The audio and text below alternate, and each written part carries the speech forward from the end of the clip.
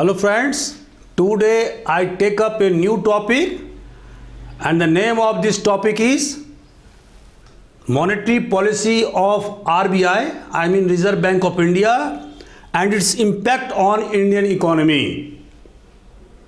Friends, the lesson plan includes why is it in the news, objectives of monetary policy, major weapons of monetary policy and market stabilization scheme, evaluation of monetary policy, impediments to control inflation, and finally conclusion. So friends, one by one I will take up the important ingredients of this topic. I hope that you will very much cherish or appreciate my lecture. Why I have taken up this topic? Why is it in the news? Because yesterday on 10th February, Reserve Bank Governor Shri Shakti Kant Das pronounced so many policy decisions in matters of repo rate, reverse repo rate. So I will talk all these things one by one. If you like my channel, please share and subscribe AJIS Academy on YouTube, and you will find numerous videos related to different competitive examinations. Now let us start the proceedings. So why is it in the news?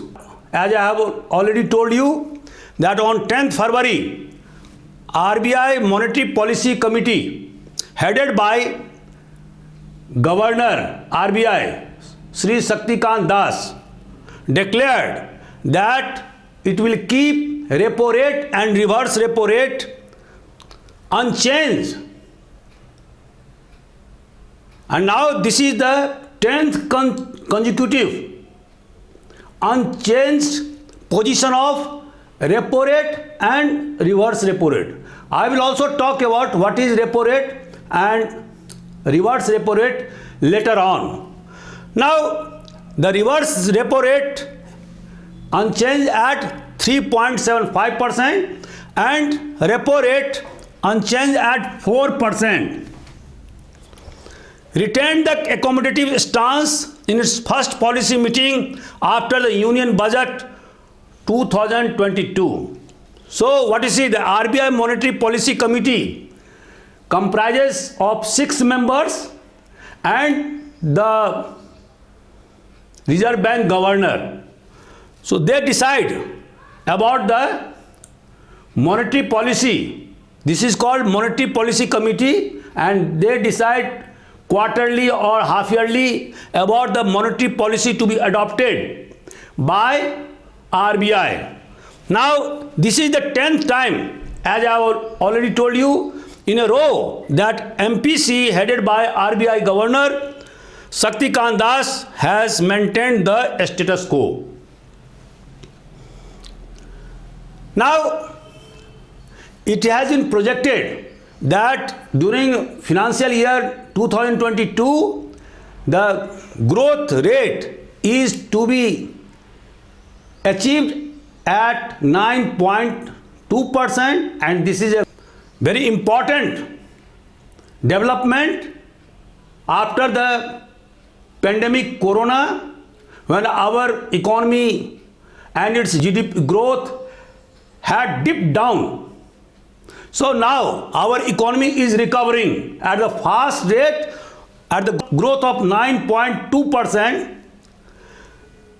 It is the highest growth rate in the world, of the larger economy of the world. So it surpassed now the growth rate of China. Now the projected growth rate for financial year 2023 is at 7.8%. Inflation forecast for financial year 22 is at 5%, 5.3% and 4% in the second half of the financial year 23. Now the capex means capital expenditure.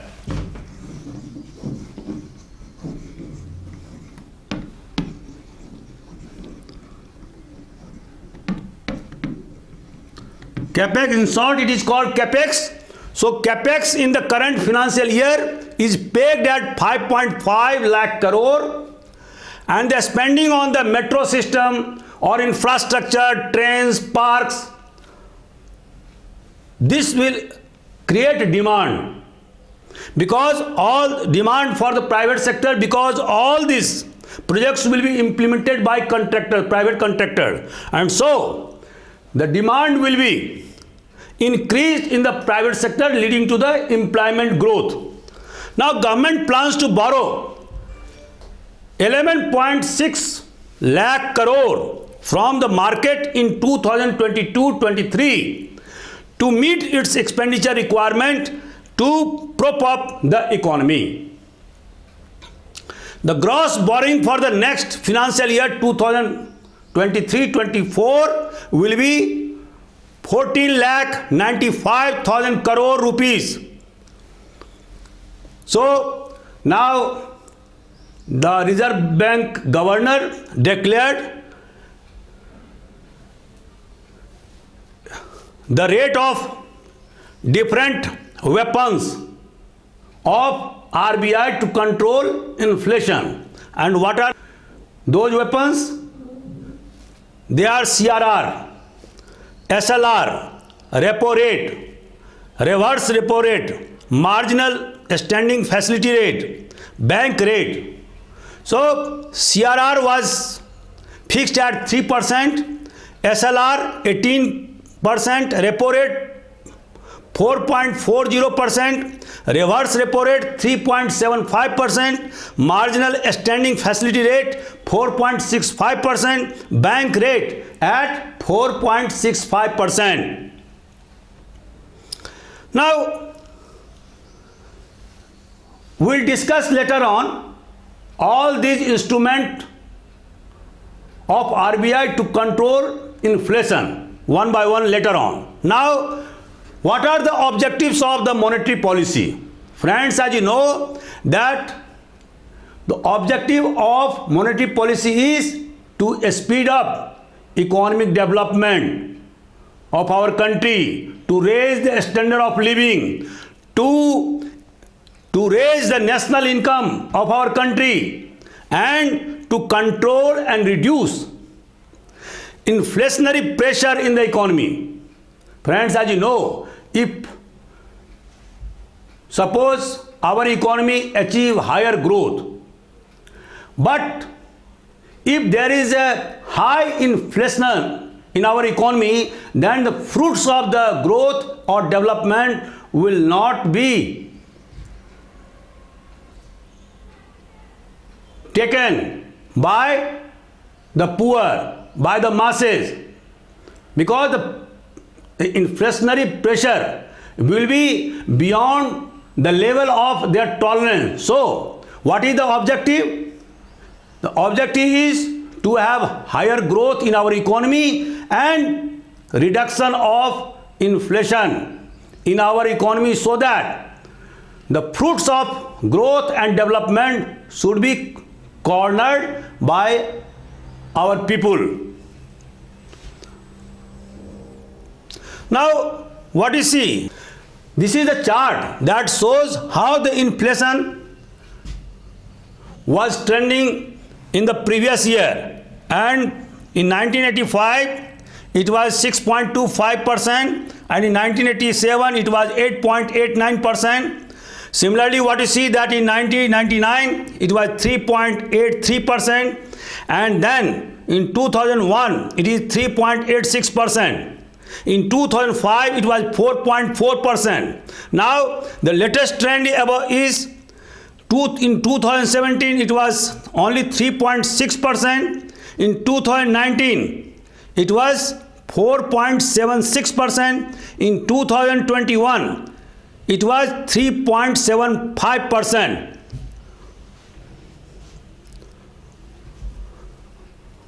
Now, by this chart, what we conclude that inflation has been under our control, and this is a good sign of our economy. Now, the gross domestic product in current prices from 1986 to 2026, how our GDP has risen or grew, has grown from 1986 to now 2026. And friends, as you know that in 1986 it was only 252 billion American dollar. Now it has crossed, you see, it has crossed 3,250 billion dollar, is equal to $3 trillion, more than $3 trillion, and by 2026 it is going to be achieved at $4,393.81 billion, more than $4 trillion. Although it is less than the target set by the government of India to get 5 trillion American dollar economy by 2025-26, but it is just a projected data. Our economy can grow faster in the coming days, and because the demographic dividend is now in our favor, so the faster growth can be achieved during the coming years, and we will achieve more than $5 trillion economy within a span of 2 to 3 years. Now, the real gross domestic product GDP growth rate from 2016 to 2026 compared to the previous year, the growth rate is about, you see that in 2020 it was a minus 7.25%. Why? Because of the pandemic corona. When our industries were shut down, people became jobless, all the labor class people fled away from city and went to rural villages. So the industrial activities or economic activities came down to stainless steel. Now our economy is picking up, growth rate is rising, and in 2021 the growth rate rose to 9.5%. In 2022 the growth rate is to be achieved at the rate of 8.52. In 2023 the growth rate is to be 6.57%, although government think that it will achieve 7.2% growth rate in 2023. In 2040, 24, 25, 26, these are the projected growth rate, and by this data we find that now Indian economy has become a resilient economy, and in next coming years no less than 7 to 8% growth rate will be achieved. So this is a very good sign for our economy. Next. So what we find that when our economy is growing and our economy will become $5 trillion economy within a span of 3 or 4 years at the growth rate of 7 to 8%, the most important thing is to control inflation, because a high rate of inflation will destroy the higher growth of economy, because I have already told you that in that situation the fruits of development or growth will not be cornered by masses. It will be beyond their tolerance level, and so it has been the consistent policy of Government of India to check the price rise, to check the inflation, and Government of India has succeeded in most of the cases. Now we'll discuss later on. Now what is it? In addition to the above objectives, the monetary policy also helped in number 1, promotion of saving and investment, number 2, controlling import and export, managing business cycles of boom and depression, regulation of aggregate demand, generation of employment, helping with the development of the infrastructure, allocating more credit for priority sector segments, managing and development of the banking sectors. Thus, the first and foremost objective of the monetary policy is that the real growth would be in jeopardy if inflation goes beyond the margin of tolerance. So, what you see? That both are complementary to each other. Growth, higher growth, and inflation. So, a restricted or controlled inflation and the higher growth is the need of the hour for our economy. Now, major weapons of monetary policy initiated by Reserve Bank of India. There are two parts of this tool. One is quantitative tool and another is qualitative tool. Under the category of quantitative tools, we can take number 1, cash reserve ratio, CRR, and banks are required to keep aside a set percentage of their reserve with RBI, and now this percentage is 3%, as has been fixed by the governor of Reserve Bank yesterday. Now, the bank can neither lend it to anyone or can it earn any interest rate on profit on CRR, cash reserve ratio. So friends, cash reserve ratio means the reserve, the money reserve that is to be kept with the Reserve Bank. No interest can be given to the concerned bank, and now its percentage has been fixed at 3%. It is changeable. It can be changed by the monetary committee headed by Reserve Bank governor time to time. Now, second point is statutory liquidity ratio. Banks are required to set aside this portion to liquid assets such as gold or approved securities, government securities. Banks are allowed to earn interest on these securities. At present, SLR rate has been fixed at 18%. Now, next, open market operation. This is the third method of quantitative control, and by this method, the money supply is controlled by RBI.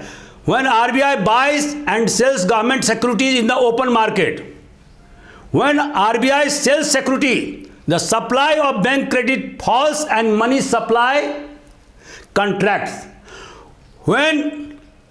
If RBI buys government security from the market, the commercial bank will find surplus cash and it will increase more credit to banks. The supply of money will also expand. This tool is applied when there is recession in our economy. Now, second tool is qualitative tool, and under this category, number one, margin requirement. RBI prescribed a certain margin against collateral. When margin requirement is raised, naturally the customer will be able to borrow less. Number two, selective credit control. Controlling credit by not lending on selective industries or a speculative business. Number three, discriminatory rate of interest charged on certain type of business or advances. Now, I switch over to another ingredients, and that is called market stabilization scheme. Under this heading, number one, bank rate. What is bank rate? The interest rate at which RBI lends to commercial bank. It is given for long term loan, and interest charge on the long term loan is called bank rate. It is used to prescribe a penalty to the bank if it fails or it doesn't maintain prescribed SLR or CRR. Liquidity adjustment facility. Under this heading, number one, repo rate. The rate at which banks borrow from RBI on short-term basis. And RBI has fixed yesterday its rate. I have already told you. Another is a reverse repo rate. This is the rate RBI pays to banks in order to keep additional funds to RBI. It is linked to repo rate in the following way. Number one, the reverse repo rate is equal to repo rate minus 1. The present repo rate is 4.40%, and the reverse repo rate, as has been declared yesterday, is 3.75%.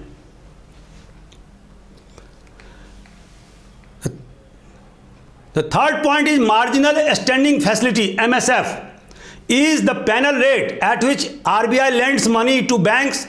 Banks availing MSF rate can use a maximum of 1% of SLR securities.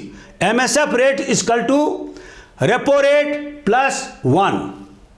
Credit monitoring arrangement. RBI would monitor and scrutinize all sanctions of bank loans exceeding 5 crore rupees to any single party for working capital requirement, or 2 crore rupees in the case of the term loans. The post-sanction scheme is to ensure basic financial discipline among the commercial banks. Now, what is the evaluation of monetary policy? Number one, the twin aim of the growth of the economy and control of inflationary trend has been successfully achieved by RBI. Number two, whenever there is a mismatch between the demand pressures and the supply constraints on account of domestic and international shortages of essential fuels and food items, this leads to inflationary trend in our economy. It is necessary for higher growth with controlled inflation that two-pronged strategies should be adopted. Number one, government should aim at raising output level. RBI should control the expansion in reserve money and money supply. Why I am telling you? Because these days the food items have become very much costly. Why? Because now the productivity and production of different items, food products like wheat, rice, edible oils or pulses now declining, and that's why Government of India has started the production or to spread the green revolution technology in the eastern zone of India. So, in our previous class, I have already told you that how a large chunk of land had become saline because of the water logging in the areas around Indira Gandhi Canal in Rajasthan and Punjab. So, it is necessary that we must expand the area with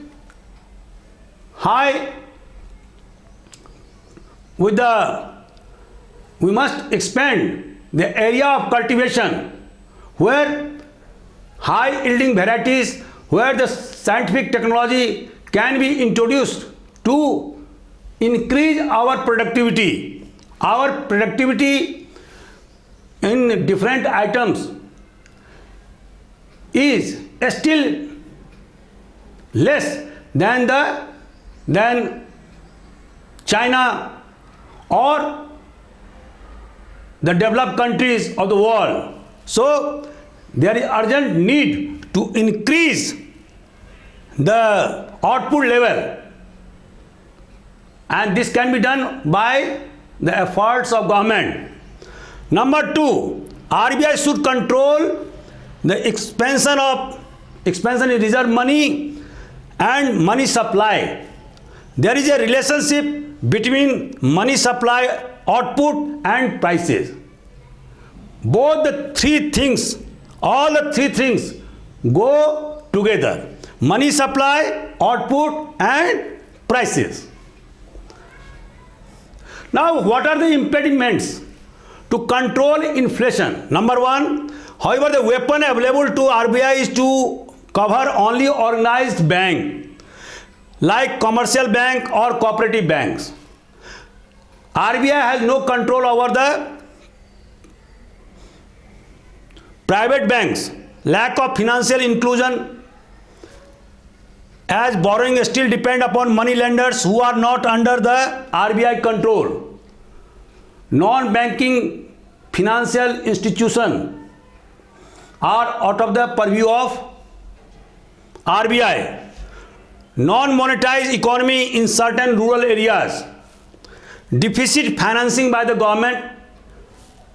And what does this mean? When the expenditure is more than the revenue receipt, than the capital receipt, then it is called deficit financing, and this results into inflation, price rise.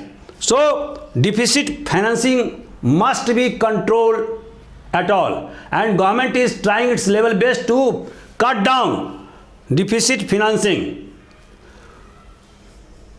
Again, shortage of goods at domestic and international market, as I have already told you that how the production and productivity of different food items are declining, and so it is necessary to increase their level of production. Rising prices of fuels because of our 70%, we are 70% dependent upon petroleum products on foreign countries, and so whenever there is a rising prices in petroleum products, it has its cascading effect upon the price rise of different items in our country. RBI has no real power over non-banking financial institutions or indigenous banks, and I have already discussed about it. So friends, now I conclude my lecture. Number one, it is necessary to have a strong supply management measures. At the same time, demand management is equally important. There must not be mismatch between the demand and supply. Whenever there will be mismatch, there will be inflationary trend in our economy, which will be very much detrimental to our development. This necessitates coordinated action by government and RBI in the field of demand management and more effective use of credit. So, friends, I have already discussed in detail about the monetary policy of RBI and its impact on our Indian economy. I hope that you might have cherished this lecture. I have tried to conclude all the important points in this topic. If you have any suggestion, please write down in the comment box. I will be very much happy. Now I am winding up my lecture. Stay fit. Thank you very much.